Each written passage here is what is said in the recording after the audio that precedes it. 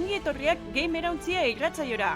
Gamerauntzia Euskal Bideojoko Zaleen Elkartearen naiz irratiko espazioa.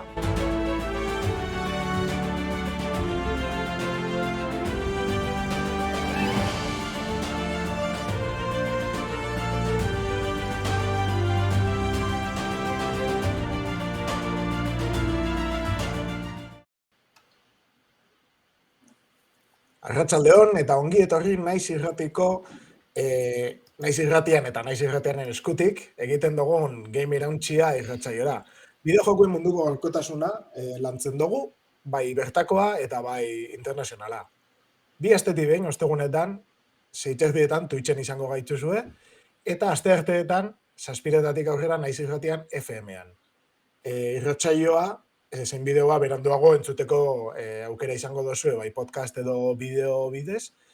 Eta bideojokoen munduan jasotako edozein, albiste interesgarrienak eta gaurkotasun gehien daukatenak gure iritziz landuko ditugu.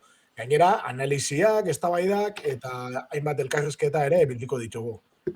PSko jokalaria gara hemengo gehienok, edo behintzat PSko jokalariak ere bagara, eta, azken saioetan garbi geratu dela uste dugu, eta Steam plataforma digitalak aldi bereko jokalarien kopururik handiena lortu dabenez, hori ere komentatuko dugu. Marka guztiak hausteko gogotsu dabiltza beti Valvekoak, eta oraingoan ematen da lortu dabela.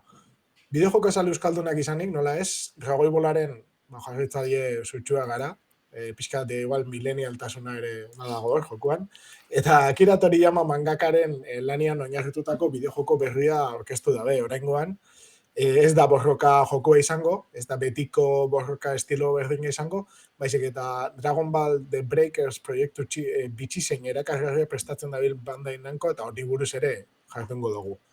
PlayStation Talent egitasmoak garatzaile txiki laguntzak eskaintzen dizkie bideojokoa sortzerako orduan, eta hauen aurkezpena egin dabe. Bertan izan dira bi euskal joko, Lunatic Studios Nafarraren One Last Breath eta baita FS6 Games, FS6 Games da estudiaren izena, eta die bizkaitarrek, bai. Eta jokoa da Rivalia Dungeon Raiders. Eta hauek ikusteko aukera izan dugu de moment zuzeneko berezian.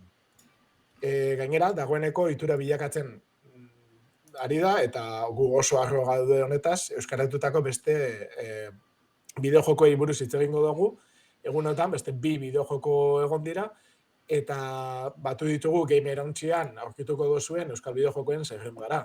Gu geuk eskaratu dugun Swords of the Necromancer jokua, eta Yokoga Interactive Studio Bilbotarrak Arrobia ikastolarekin batera garatutako Nuclear Corps.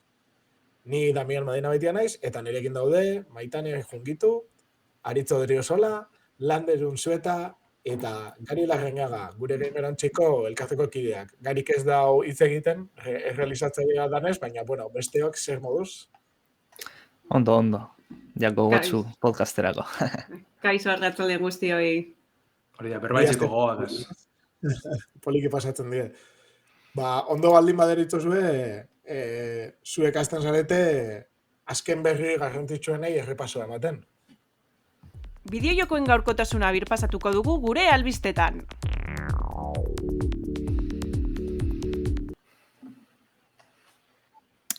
Lehenengo albisteakin hasiko gara, leheno Damianek esan duen bezala Steam eta Valveri dagokiona, eta azken aldian argi dago PCa oso indartzu aidala bihurtzen, eta marka berri bat hautsi du Steamek, udazkeneko berapenak izan dira oindala egun gutxi, eta 27 milioi jokalari aldi berean konektatuta egontzian momentu batean, eta pixkat urte hasieran zaukan aurreko errekorra dago aurtengoa bentsat, eta 25 milioi batu zituzten, egia da,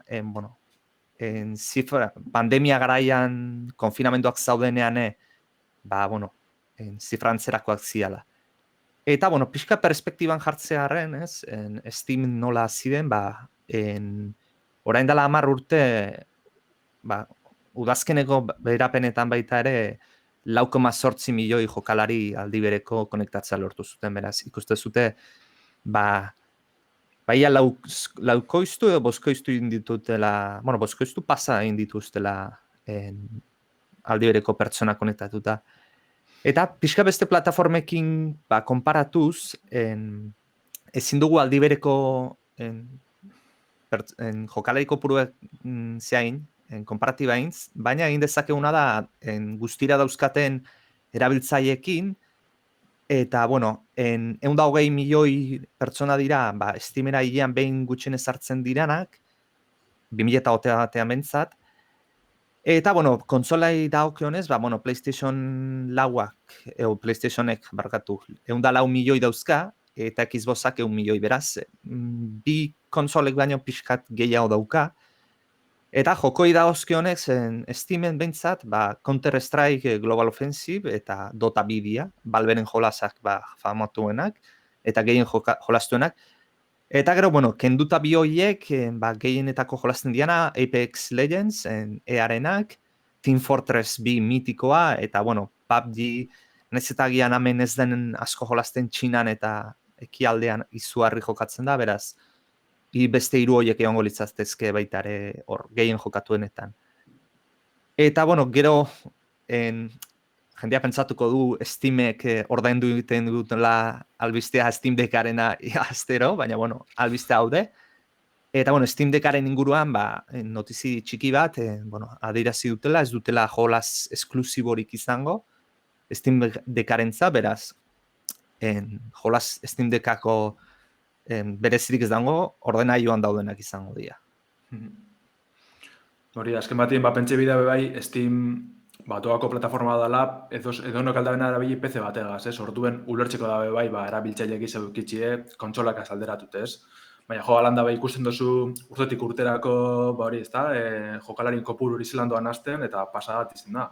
Kriston ninjera hartzen deu, eta pentsa bidea dabe bai, Fortnite eta Genshin Impact eta lok jokatu ez da usela Steamen. Eta alanda bai kriston ninjera ekia. Eta ero baitaren antzematen da zeatik Sony eta bai Microsoft azibian PC-erako jolasak ateratzen konsolakoak zianak, ze Steamen bagarrik 120 milioi pertsona haude, behaien konsoletan baina jende gehiago, orduan jolas bat garatu eta bikoitza saldu badezakezu, mozkinetan izugarri gotzen zaizu, orduan merezidun plataforma bat da, orduan. Logika dauka.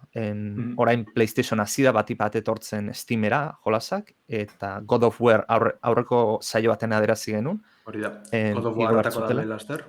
Eta gero bebai, Uncharted barriz, laugarrenan bildumatxu moduen hori, oinoko ez da belasan noizko dan. Baina hori, azken batean PlayStationek ez da hartuko ez, PC-en ondo saltzen badaben, ondo saltzen da esango da, sema saltzen da ben ja ez. Baina beste garatzaile batzu, Capcom adibidez horri bizan esaten, ja eurentzako PC dela ekosistemarik handizena, ez, bideojokoen munduen. Eta imaginatzen dut beste garatzaileen joeri bantxeko izango dela orduen, hori, komentu dugune. Sekulako jarra dako eta holan jarraitzuko dugu, azten jarraitzuko dugu. Eta ni baitare klabea ikusten dut, gaur egun konsolak erostea oso zaila dela, da on chip eskaziagatik. Eta aldiz, adibidez ondala 5 urteko ordenailu bat baldin daukazu, gaur egun atatzen den jolas baten ibili zaitezkela. Agian ez topean, baina ibili zaitezke. Orduan, claro, Xboxen ez bada ateratzen, jolas bada ateratzen bada, baina zu kontsolaz badukazu, orduan jendeak gehiago agian nahi da PC-ai begira.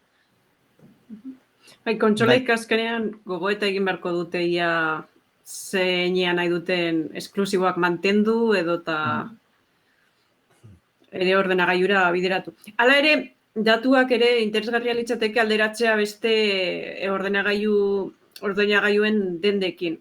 Zeren eta, Epic Games seguro benik ez daukala zenbaki hauek, baina askundeak ikusteko ere interesgarria litzateke. Bai, horren arire, gojek, CD Projekten saltokizek esan ban, galtzen da bilela, azken aldi zen, zehuntxe atara da bezeurek CD Projekt Redekoak, finantzatxostenak eta antxedan ez galtzen doa. Ez da harritxeko azken batien, saltoki hau, ezagutzen ez duzun entzat, DRM-erik gabeko saltokitze da, hau da, jokuek ez teki inungo lizentzirik, kopizentzako babesik eta orduen.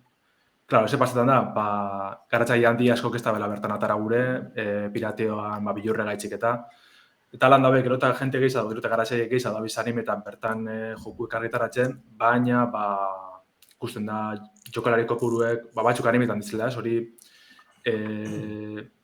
nortasun hori edo babestu gure da bela, DRM berikabeko joku horrek, baina, ez da lortzen Steameri edo beste denda batzuri aurre itxi, baina urrun geratzen dira. Eta orduen esan da bina da, gure da bela buelteu, Aibriren antxineko helburu horretara, ez? Gog da azkenien Good Old Games, hau da, joku sarrak argitaratzi izan euren asmoa edo. Askotan etzen da bena da, hartun antxineko PC-ko jokuren bat, igual gaur egungo Windowsen edo beste sistema eragile batzuetan ez da bilena, eta konpoketatxuekin ondo funtzionetako, ez? Eta imagini da otoño horretara gueltiko dizla, puru eta hartu nolako joku sar ospetsuek edo familiedekinak, txukun jarri PC-en funtzionetako, da holoantxe segitu. Bueno, gure badozuen albistikaz jarratxuko dugu. Urrengoa komentu dugu moduen mangazalintzat eta galdu ezin daben joku beti izango da. Dragoi Bolan joku barri bet, hain zuzen be. The Breakers deitzen da esan dugu moduen ez da izango borroka joku bet.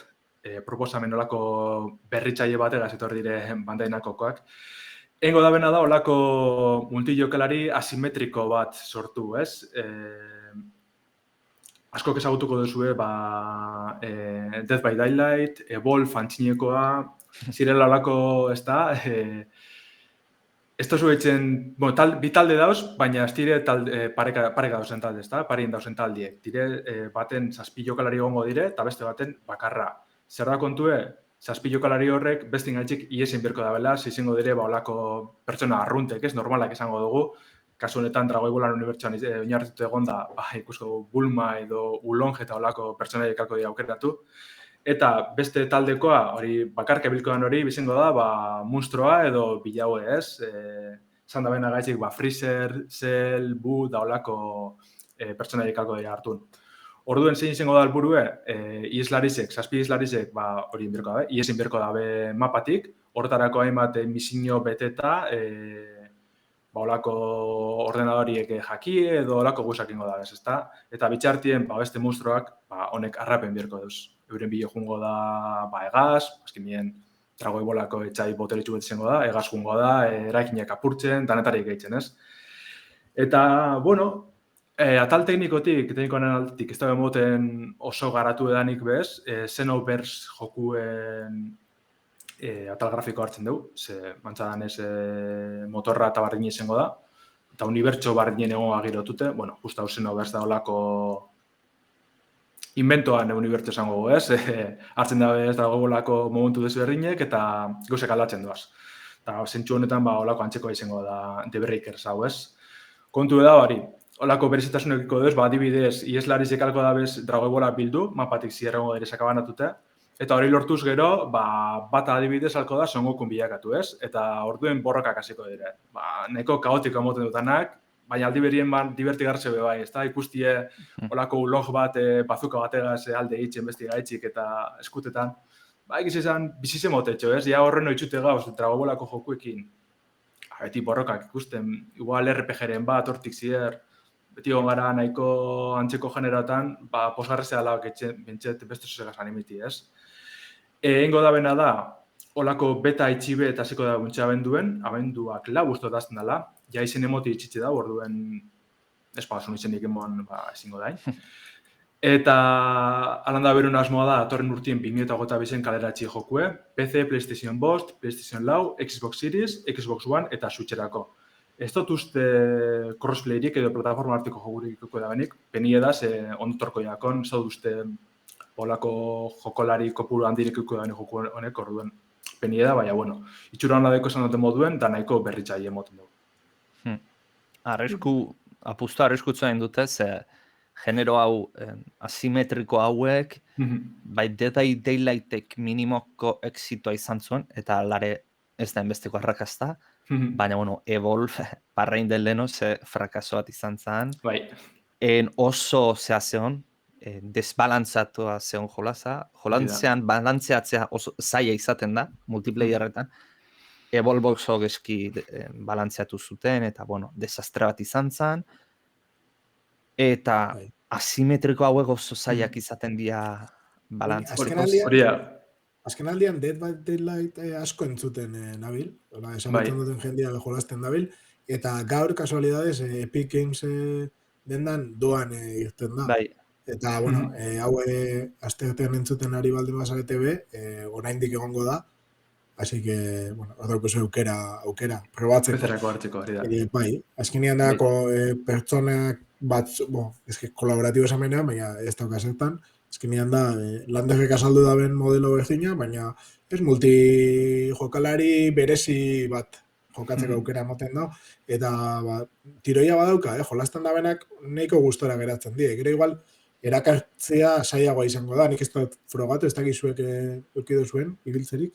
Ez, nik ezagutxo batez bez, azken aditzen hori da bezetzen, solako crossover batzuk beldurrezko filmiekaz eta jokuekaz, Resident Evileko txarrak sartu da zoen gitxi, beste film... Silent Hill ere bai. Hori da, Silent Hilleko ere bai.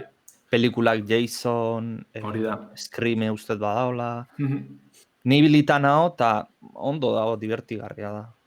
Baina, bueno, ez da kristo baina, bueno, debaldetan ematen gomendatzen dut probatzeko. Niri Evolve guztiaten bertan egunien, baina esan daben haritxik azkenien, horrek aldetik oso gatza da. Gana, ez paso zen talde bategaz, basaren bilizlari zen edo beste talde horretakoa. Ez pasa bizen komuniketan eta gauzak ondo pentsetan, azkenien amaitxuko zu amorratute, azarratute beste harrakaz, eta po bat ikatzen bodeko zu. Bueno, irugarren telebistara pasatuko gara, ez da, zerbait esan behar zinuen? Bai, ikusi beharko dugula ia nostalgiak bultzatutako erosketak egongo diren edo eta seguro baietz. Dragoi bola da, orduen bardintxoslako jokotaten da ben, jenti beti erosko horregatxi badan be. Nik ez da Dragoi bola zalei joku motorrek asko zeiten dioten. Erakarrazia dena, bai, ez bakari genero aldetik, Dragoi bolera guelte dizela, purbet, ez zetara, ez? Orduen jenti hori bai guztetxeako.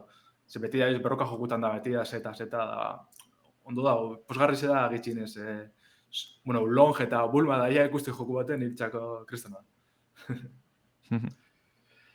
Eta, gure basuen jarretxen gogu albiztikaz, lehen komentu dugun moduen PlayStationek antolatu daben talent egitasmoak, hori, ez da, garatxe txikizeri aholkularitza eman, garapen prozesurako tresnak eskaini, eta marketing aldetik laguntza moten dutxi, ez?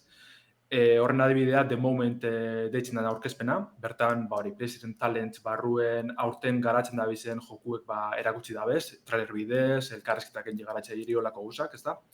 Eta bertan egon dire, bi euskal joko, guk game iragantzion dagoeneko gu berroa honen inguruen. Bata da Rivalia Danger Raiders, eta bestia Wallace Breath. Bi genero desberdinetan jokuek, elkarregaitxiko oso desberdinek, baina egiz izan oso itxura hona dekinak, garatzaile barri eta euskaldunek garatzen da bizina ganera. Alde batetik, Rivalia honek, lehen damienak esan daben moduen, F6 Physics Taxland ditu, Physics Games Studio Bilbotarra dabil garatzen, akziozko RPG bat izango da, olako girotxeneko klasikoagaz, ez? Fantasize, saldunekaz, dragoiekaz, olako, ez? Tanok imageitan gun estetika moduko bat, baina bai zelzadin moduko grafikoakaz, koloretxuek ez, marrazkizek izango ziren moduen, egizan oso rekargerzea, simpletxue danarren oso rekargerzea. Bertan, jokalari bakarrantzako joku izango da, baina 4 eroi egongo dire aukeratzeko, zanoten moduen aldo zuen imagine zertzegoan, ez? Saldun handize, astize gero, edo magoa, bai egongo daulako lapur moduko bat, ez? Apurretanetarik. Kontu da, jokalari bakarrantzeko izan arren, partida berien 4 kontrolatuko duzuz. Eta hauen artien baldatzen zoaz, bakoitza bere abilizideko zelako, txai batxuri irabazteko, bakoitzan almenak erabiltzi derrigorrezkoa da, orduen ikusten da hor, mekanika desberdinikiko dauzela partida bakotxien, egizan nahiko errekargarrezea da. Eta beba izan behar da, roguelike moduko mekanikak iko dauzela, ze partida bakotxien prozeduralki sortutako ziga desberdinek esploratu bierko dire. Hau da, partida bakotxa desberdin izango da, girotxi bera partekatuko den arren, gazteluek, pantanoak eta olako gongo dire, ez da. Hau gure da bekaleratu 2022 zikeran PlayStation 5 eta PlayStation 4 kontsoletan.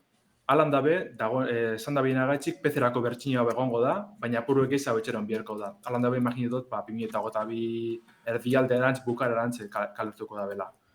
Gero beste jokue komentu dugune da One Last Breath, izango dela Munatic Studios Nafarra garatu daben aventurak eta plataformak, puzzliek biltzen dauzen jokue.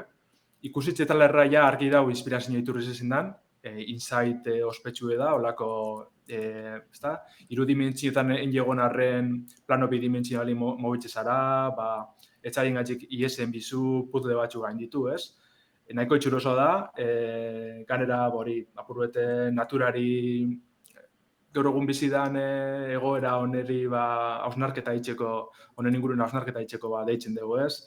Bertan protagonistie gaia izango da, naturaren personifikazioa, eta bere helburue lurre salbatzi izango da, ez? Hortarako lurre eraltu biko deu, adibidez lianak sortute, arbolak bebai sortu, olakoak ez, da puzzlik handitzen junbirko gara. Egiz izan oso joku ederra izango da, bai atal grafiko aldetik eta bai soinu band aldetik. Karatzaileek asko da bai insisti duten zentsu honetan, ez? Musika ederreko da bela, lasegarri ze. Azken, eta, bueno, hainbat mekanika desberdin batu harren, joku simple izango da, apurute publiko orokor batentzako zuen dute. Nabarmendu behar dugu, guztiz euskaratute kaleratuko dela. 2022 hasieran bebai, PlayStation 5, PlayStation 4 eta PC plataformatarako. Orduen aspalditzik gabeiz jokue jarraitzen eta gero eta itxura hobi hau dekola esan behar dugu egiz izan. Zuk ikusi dozu eta lerrik edo? Ni leheno pixka diguziot eta bai egia zen itxura hona zaukala. PlayStation talentzena ondo irutze zait egiten nahi da ona, txiki hauei aukera matea. Eta, bueno, beste bi garatzaile euskaldun, Euskal Herrikoa bentsat, eta, ondo, pixkanaka industria ematen amena idala despegatzen, ez da lan erraza, baina... Garatzaile txikiak izateaz gain, oso gazteak. Bai, hori da, baita ere. Ez dala, zeltasun bikoitza, ez? Berriak izateaz gain, garatzaile txikia izateaz gain, berriak izatea. Eta holako lan batekin hastia, ematen dau, itxaropen asko ematen dau, etorkizunerako. Bai, eta pelotazua jotzen mazu, PlayStationen zea daukazu. Atzeti daukazu laguntza, orduan etorkizun bat atera ezakezula hortik. Adibidez, egon itzen berroetan honekaz Munatic Studioseko akaz, eta esan doztein agaitxik, eurek gure da bena da, hau lehenengo joku hau benetan berez izeti, ez? Igual urrengoak, eskazago izango da, ez da bez horren beste gogoratuko etorkizun baten, lehenengoak gogoratu gure da beti, eta orduen benetan zeurat berez izte prestetako esfortzu eda legin eitzen da biz. Eta ikusten da. Bueno, posgarria da, badakigula jadanik, 2022 urteari begira jokoak izango ditugula, euskaraz, baina albiste gehiago ditugu gai horren inguruan. Azken aldian saio guztietan gabiltza euskaratutako bideojokoak aipatzen, eta ohitu gara edo ez gara ohitu. Bueno, ohitu inberko gea. Bai, guk elkartean gaimera untxian txoratzen jartzen gara olako albisteak jasotzen ditugun bakoitzean, eta gaurkoan bi joko berri aurkeztuko ditugu, eta 3. baten inguruan ere aipamena egingo dugu. Hasteko Nuclear Corps daukagu, jokoa Interactive Studio Bilbotarrak Arrobia ikastolarekin elkarlanean sortutako abentura koloretsua dena. Esaten dutenez, 80ko hamarkadako arkade jokoek eskaintzen zuten erronketara hurbiltzen den abentura da. Eta, bertan 3 pertsonaia ditugu, jokatzeko, bakoitza bere ahalmenekin, Lola, Dordok eta Smarty. Nagusiak agureak direnak, ezta? Bai, baina nik konturatu nintzen trailerra ikusterakoan eta galdetu notxien, manganimeko referentzi pila dauzo, adibidez Lola, El Castillo en el Cielo edo La Puta Ghibli filmeko personaiatako baten oinarritute dau, Dordok Tragoebolako Motenrosi da, argi dau, Smarty Megamaneko Willy gaiztoa da, orduen hor ikusten direia persona nagusi zen arren, da hori ja kuriosoa da, ez, berez? Baina ganera referentzi berezizekaz, ez? Ni asko Eta guztiatu zentzu hortan. jokoaren jatorria, joko ga interaktibeko kideek Japoniara egindako bidai batean dago, eta hain zuzen ere Fukushiman 2011 urtean gertatutako hondamendiaren inguruko eztabaida eta hausnarketa piztu nahi dute bideojoko honen inguruan. Beraz, aztertu beharko dugu zehaztasunez. 3 urte eman dituzte garatzen, eta aipatu dugu Harrobiari esker garatu dutela, baina baita ere PlayStation Talents ekimenarekin burututako elkarlanari esker kaleratu dutela. Berriro aipatu behar dugu PlayStation Talents. Eta beti ere garapen kitak eta aholkularitza eskaintzen dute.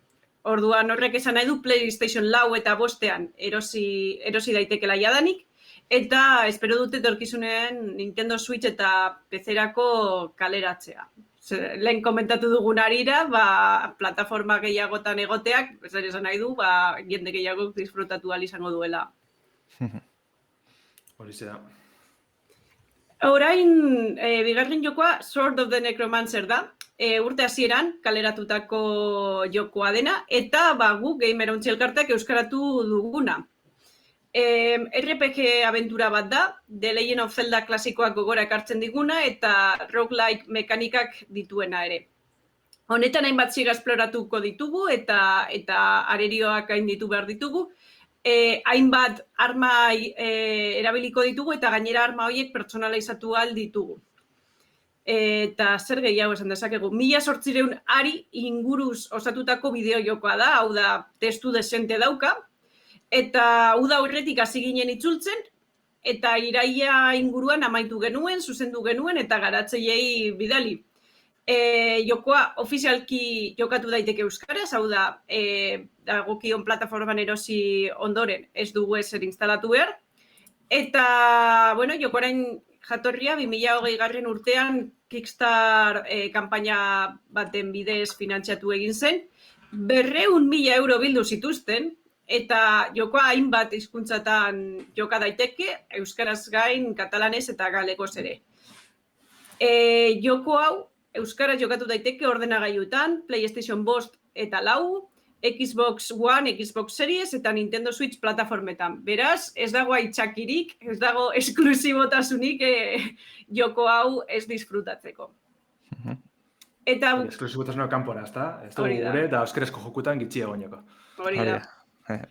Eta bukatzeko niri bereziki gustatu zaidan joko baten inguruko albistea daukagu, Townscaper. Udan estreinatu zen, ordenagailutan, Switchean eta mugikorretan, eta bere garatzaileak eskaera egin zuen interneten hizkuntza desberdinetara lokalizatzeko, eta euskaraz lokalizatu egin zen, eta doako demoa nabigatzaileen bidez probatu dezakegu, orain ere euskaraz, eta gainera, oraintxe bertan Xbox Game Passaren arpidetza izanez gero, bertan aurkitu dezakegu, ustekabean iritsi da, eta Game Passarekin bai ordenagailuan, bai Xbox kontsoletan jokoa aurkitu dezakegu. Demoa probetako benetan jentiri deitzen txat, nabigatzean da probeu, segituen hasten da, euskeraz dau, eta oso jokore gargarzea, superpolitzea jolasteko, momentu bet pasetako, ordu bet pasetako, gure dosunerako oso gargarzea. Bilatzen baldin badozu nabigatzaile batean Townscaper, dala TOV-NSCAPER, aurkituko duzue eta da holako Oscar Stalberg, esan da sortzailea, eta gero Townscaper, baina ikusiko duzue, agertuko jatze horri aldea eta landarrik esan da bezala segituan kargatzen da, eta jokatzeko presare 5 segundutan. Badakigu nork itzuli duen? Berarekin, garatzailearekin egon nintzenean hitz egiten ez zidan esan. Berak Google Docs formulario bat planteatu zuen, sare sozialetan, eta erantzun hori jaso zuen. Beraz, ez dakit ia berak ere dakien nork egin duen lokalizazioa. Ikustu, ez da jagingo, segurunik. Eta galdera bat, ofiskat, baina nik adibidez, Sword of the Necromancer ez dut parterik hartu. Taldeko zeinak egin duzuen itzulpena?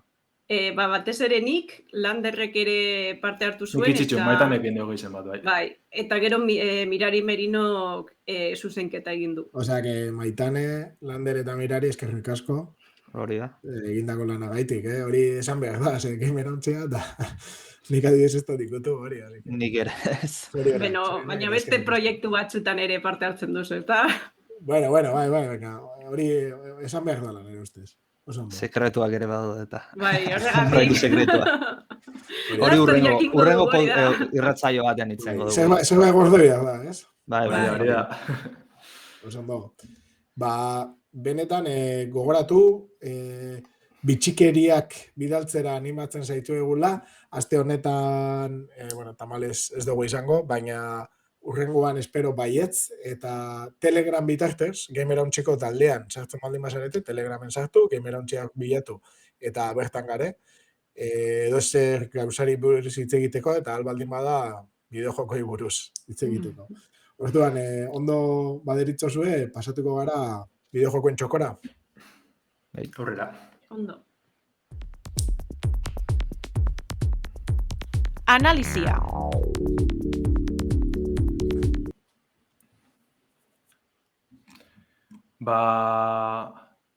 Aspaldidanik jolastu gure izente joku batera hasinaz, oin egun batzuk hasi nintzen, udazineko berapenak aprobetxatute ez, Black Friday eta honedanakaz jokurun bat jauzi behar zanderrigor. Eta Deathloopera hasinaz, Deathloop da Arkane Studiosek kaleratu dena azken jokue. Bideo jokuen industrize garratzen bada zuen azken aditzen asko txinko zen duen, ze pandemia hostien egondan jokuen eskasi horretan, Deathloop da horri mile buelta modu txiez. Arraza gukiduz garapenien, baina ja ardien egondan joku bet izan dalez, dana PlayStation esklusiboa, PlayStation da PC-en urten da, baina Sonyn esklusiboa izan den arren, hor egon dire bueltak emoten State of Play pilo baten agertzen, eta hype asko egon da ingurun, ez? Eta nik neuku eukiot, batez be, Arkane Studiosen sale handizina zelako, honek dire Dishonored eta Prey jokuek sortu da bizinak azken aldizen. Bethesdan parte dire... Barkatu Lander, baina benetan, Dishonored, niretzat izan zen, burua hautsi zoztan joku bat mila satitzen, brutala, ez? Genero hori, kontxe komentatzen duzuna, zelako generoa dan, eta enotu nahi eragozti, baina inork ez bada ezagutzen, norbaitek ez bada ezagutzen Dishonored, gomendatzen dut begiratzea, artea oso polita da, eta gameplay bat ere ikusten baldin baduzu fijo gustatzen jatzuela. Eta honekin segi barkatu Lander. Ez esan dute moduen nire garatxai favorito hori orduen euren inguruko ezer, olako lauderoiak ja ni posinau, olako boste basuz ondo. Bueno, aburrote jokue aurkeztuko da azken batien, Deathloop da immersive sim bat, Dishonored eta bestien moduen. Hau da, lehen pertsonan, igual holan ikustezu harin batien, da imagen dezu tiro joku bedala, ez? Tiron joku bedala. Lehen pertsonan da, olako mundu irekitzu txikitzu beteko zen aldugu, eta azken batien, gauzatez berrine ikusten dira bertan, ez? Garrantzitsuna da, olako Deathloopera izan datinen moduen, ziklo edo bukle hori, ez?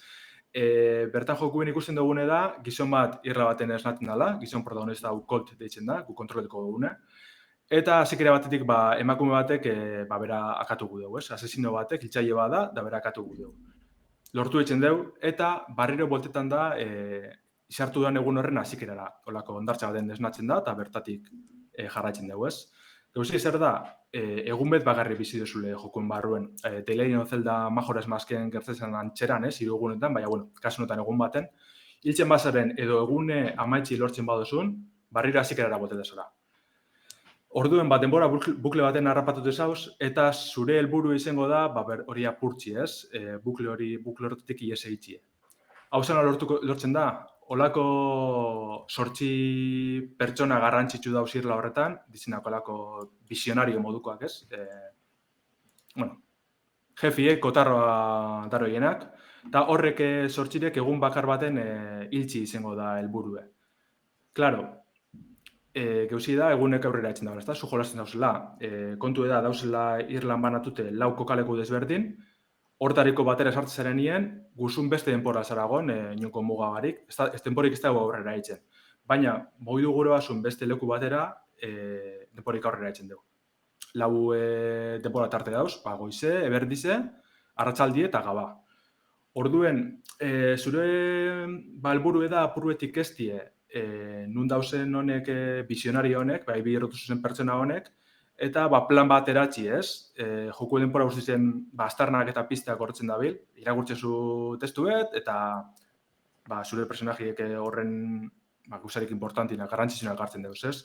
Eta azken batien horren arire helburuek doatxu sortzen, igual, pertsona hau egoten da irlako ez dakizelekuten goiz baten.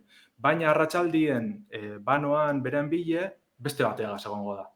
Eta orduan bi batera akatzeko astiziokiko zu, ez? Eta horren inguruen jolastuen bizio informazioa lortute, gauza desberdinek ikertute, ez, azken batien, eta bai joerak manipulata. Igual, pertsona batek, olako ikerketa bat, zientzialari batek ikerketa baten biher deu, altzazu ikerketa hori txapustu ez, azken batien, eta horregatxik amaitxuko dugu gabaz, farri botaten, olako beste personaje bategaz, ez? Azken batien, apurtu horregaz jolastia, ikesten juti ez erretzen daben bestiek. Zer da pastetan dana, hazik eran komentoten emakume hori, dala, hilbierro duzun beste pertsonatako bat, zure bile doa. Eta, beragatxik iesein, aldozunein, aldozun moduen hil edo konponduen bizuz kontuek, ez? Zentzu honetan sartzen da, jokoen multijokalariziadeko, apurre funtzionetan gogaratzen deu Dark Souls zentzu batien, ez? Zu jolasten zauzela, honek emakumezkoak inbaditzen dutxunien, kontu da beste jokalari bedala zuri inbaditzen, ez? Abizio motetxue, Juliana ditzen dago emakumezkoa, Julianak inbaditzen txule, eta kasu horretan da beste jokalari zuhiltzen doala. Eta zuk barrekin aldo zuen, bera neski kontroleta, eta beste pertsona batzuen partidak inbadidu, ez? Zer irabazten dago? Hoxe galdertzea noan. Inbaditzeatik zerbait lortzen dutzu? Zure hori personajia, Juliane hau hobetzen jutie. Gero eta botere gisa lortzen duzuz, eta arma hobiek, eta azken batien, ez tekozu joku nagusireko gauza garrantzizurik ez, baina bai multijokalaritzen atal horretarako gauzatxuek, ez da? Egizan zentzu horretan asko guztiat, ez? Debozen hori tensio dekozu, ez? Ia ikustezu bera zure bile doala, eta, klaro, mapak dire, kokalekuek dire nahiko zabalak, baina bebai kontenidu txuek, ez? Edo zen lekutik alda, torri azken batien, dizon horrela jolastu bado zuen antzeko boterik dauz, olako teletransportiek eta ikusi zinetxi, ez da?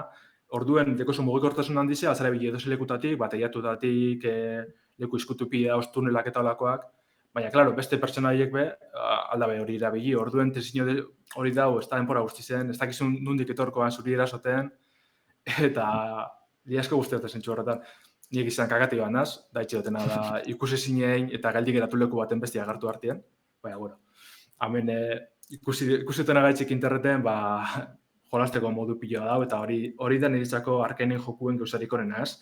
Motetxu kresten askatasune, ibiltzeko gure dozune eitzen, eta nahi dozu moduen. Azera bilitiroka topera, esan dugu modu lehen pertsonako ikuspegizeko joku da, tiro joku bete moten deu, eta aldozu holan bizi, baina bebai ezera ebili, bapurrete sigilo edo isilpin ibiltzeko joku baten moduen, ez? Inok ikusi barik eta denpora pilo hartun degozak etxeko, azken batien, zentzu horretan, aukera pilo moten dutxuz, ez? Esan dugune bukle bat da, olako egun bat bakarri bizi dozu, orduen zer pasatzen da barrio botetrakoan, gauzadanak galdutzen duzuzela, aurrera pendanak, adibidez, armak batu duzuzenak edo boteriek lortu duzuzenak, apunte duzuzen gauzak ez, edo lortu duzuzen astarnak ez, baina armak eta galdutzen duzuz. Gauzie da, dauela olako energia mota bat, residum dezitzi jokuen, olako ondakinek edo. Hori lortzen duzunien, aldozuz armak edo boteriek, hori energia hori magikoa paseu, eta gorrotan zoaz urrengo partidatarako. Orduen, azken batien, partida bako txendekozu sentipen hori ez aurrera indozule, gauza barrizik deskurri dozuz, arma barrizik lortu dozuz, egizan nahiko erraza lortzi energia hau. Eta orduen, roguelike moduko mekanika horreketeko, posti zen barriro zerotik hasi eta egun barriñe bizi biherrezetiena, baina egize da aurrera etxen duzule denpora guzti zen. Eta horretaz aparte ez dago hausasko elementurik. Roguelike joguten askotan pasatzen dena da, sartzetxuz, hausasko elementu edo elementu aleatorio piloa, ez? Txarrak edo egoerak edo bestiek. Hemen beti bizi dozu bardine, hori jogun krasiz alde batetik ez, bukle hori errepikatzen da bila enpora guzti zen.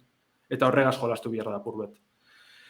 Diri asko guztiate, jolastutena, nik ostot gainditu osorik, baina Arkainen aldetik indabena apurbet linealtasun hori aldatu, ez?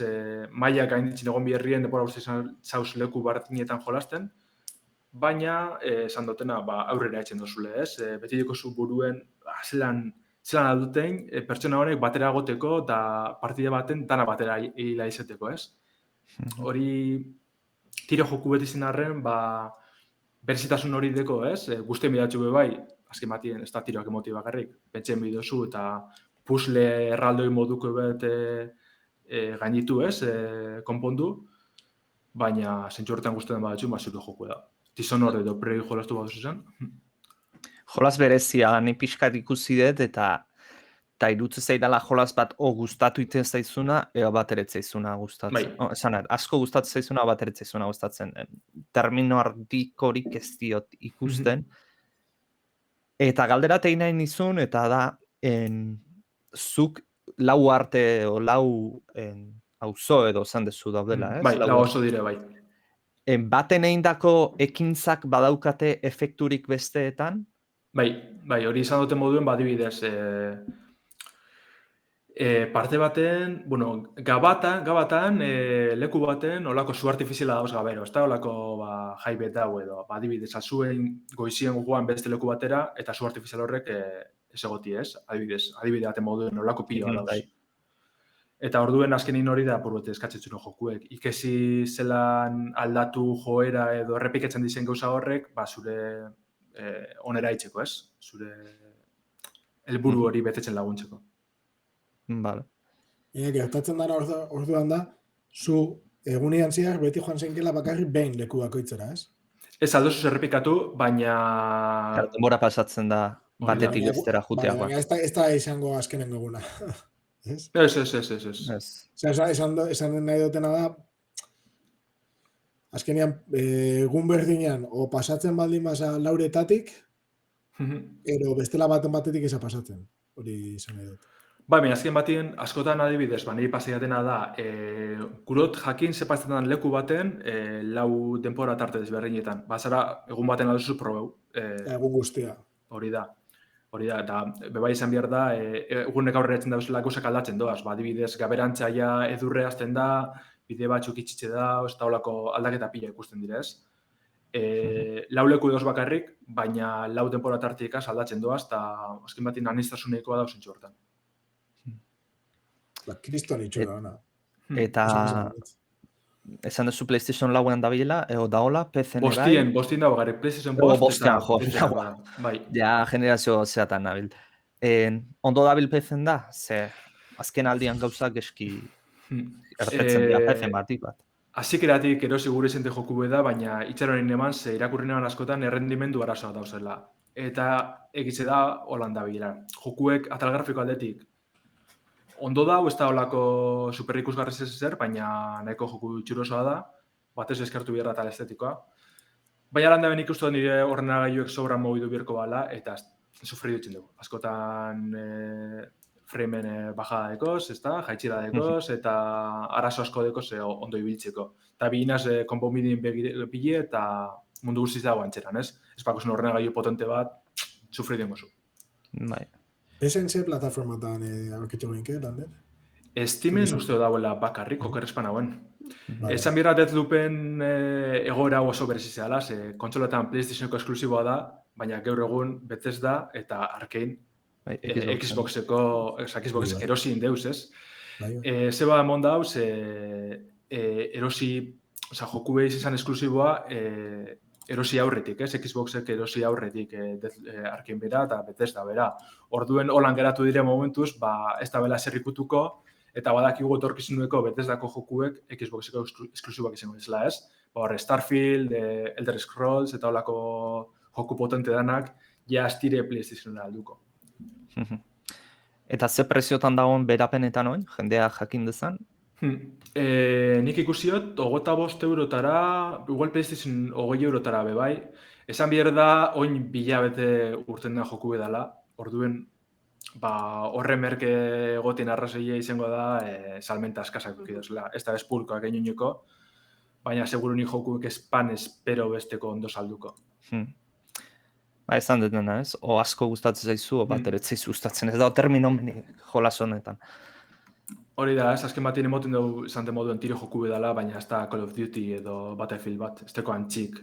Esplorazio oso garrantzitsu da, irakurtzen dibiltzi oso garrantzitsu da, semile testu asko dau, ulertuen bizu, derregorrez irakurri bizu, ulertzeko zer da bilen pasetan, orduan zetxurretan hori guztien bidatxu. Dizon orden be barrein izan, ez da, Prein, mien nota, mien liburu dauz irakurtzeko, tanadeki informazio garrantzitsu, orduen horregaz, hori dena barneratzen ikesi bihar duzu derrigorrez. Ekizte joku lagundu zitxuletez lupen, gero horrek, astarna horrek laburtu itxin dutxuz, errazau jarretxeko, baina bai burun eukibizu zer da bilen pasetan da zerren bihar duzun.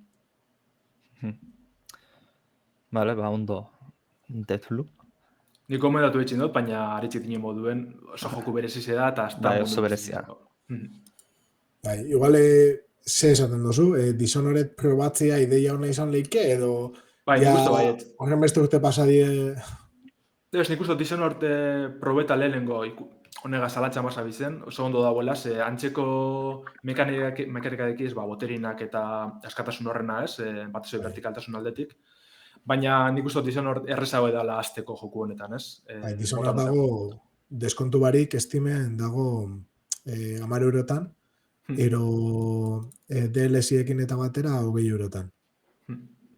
Eta gero dago, Arkanek daukabe bai, 20. urteko urte urreneko olako pako bat, urreneko 26 bateko deskontuakin sartzen dela Prey, Dishonored DLC-ak eta hoxe, Ars Fatalis, baina Ars Fatalis oso zerra da. Bueno, kurioso da baita. Bai, lehenko Dishonoredek jaztak izan bat urteko zen, 2013ko izango da igual. Bai, lo pasa que nire ustez atal grafikoa oso politxa dauka. Oso politxeko hori da, tal estetikoa, hori da, eta Celsa horregaz, hori da. Ez da sartu, ez da sarkitutu geratu, eskartxiko da, gaur egun ikusarrezea. Bai, da, estiluan arabera joku batzuk asko galtzen dabe, eta beste batzuk honen bezala aguantatzen dabe, izugarri.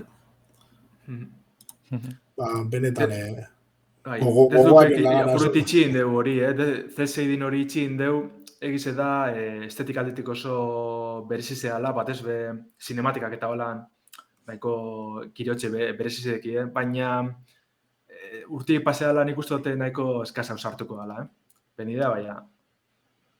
Ja, bueno, bizitza hola da, saiatu inber da, probatu, eta gero moda izango dira baita. Oso ondo pentsatzen baldin bajatze, urrengo edukieta. Bueno, también galdu indugu lemoten dugu, ez? Bai, ematen du Damian galdu degula. Bueno, urrengo jolasekin jarraituko dugu. Damian justo ipatu bertzun, baina, teardown da.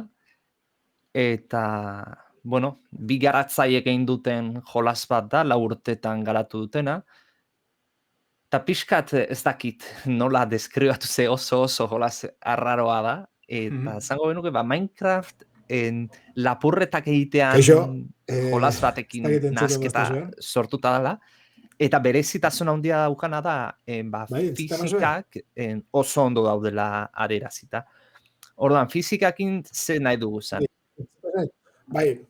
Orduan, mundua boxelez osatuta dago, Damiane jakingo duen bezala, ondona. Bai, ez, barkatu, daukate arazoak internetekin, eta baina COVID garai honetan, horrelako oso bat izan lehik oso brutala. Bai, pentsatzen doa teardownen aurkezpenak izatela. Justu haiginean boxelez nola osatuta dago aipatzen. Bai. Zu jakingo zu ondona, Damian, ze iniziala... Bueno, nire naiz pixkat, bai. Eta asko gustatu jaten joko bat izan da, bai, aritzek esan da bezala, boxelez osatu dago, hau da, interaktiboak izan lehizken kasatxo batzuk. Normalian izaten die kasak, ze errekurtso asko eskatzen dutza makinari. Bai, ze azkenean munduko ia guztia interaktiboa bihurtzen da, montatuta dauden etxiak eta honek ez dira programatutako estrukturak bakarri, baizik eta erabili leizken estrukturak, apurtu, aldatu, mugitu, eta horrek egiten da da, propietate guztiak eta kaxatxo bakoitzak izatiak bere entitatea eta erabili izateak egiten da ordenagailuai eskatu askoz potentzia gehiago. Orduan, horrelako jokuan normalean grafikoki ematen dau, itxura batera eskasagoa diela, ez? Orduan, jokatu behar da estetika aldatuz, baina ez dira realistak izango normalean, ze oraindik ordenagailu gehienak ez dabe aguantatuko, ez? Etxean dauzkogun ordenagailuak ez lukete aguantatuko hori mugitzea. Orduan, voxelez osatuta dago, eta hori izango ditzateke joko guztiaren klabia. Azkenean, zetan datza jokua die misioak. Misio konkretuak, ero pantalla konkretuak, nun dauzkogun helburuak eta erabili behar dugun mapa horretan, pantalla horretan dagoen dauden baliabide guztiak misio hori lortzeko. Zein da historia?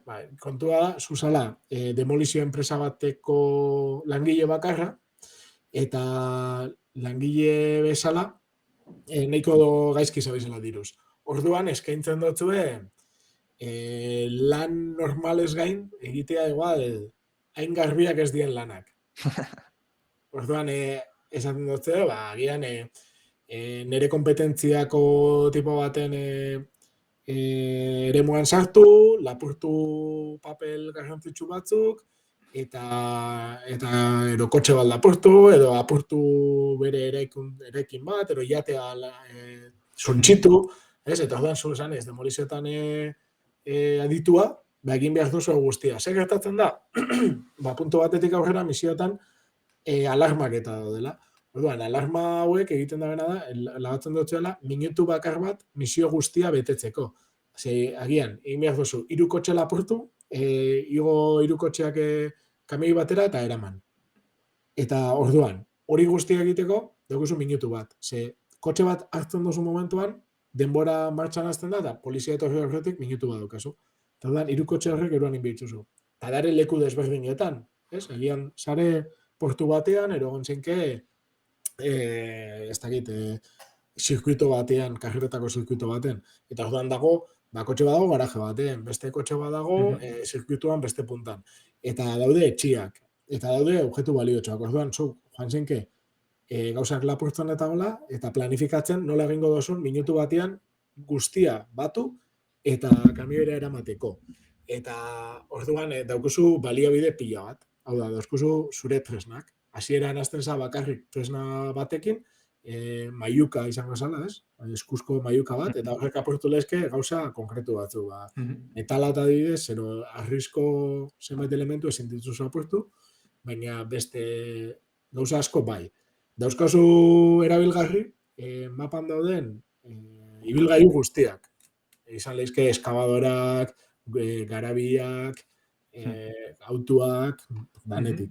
Eta baita itxasontziak eta hola.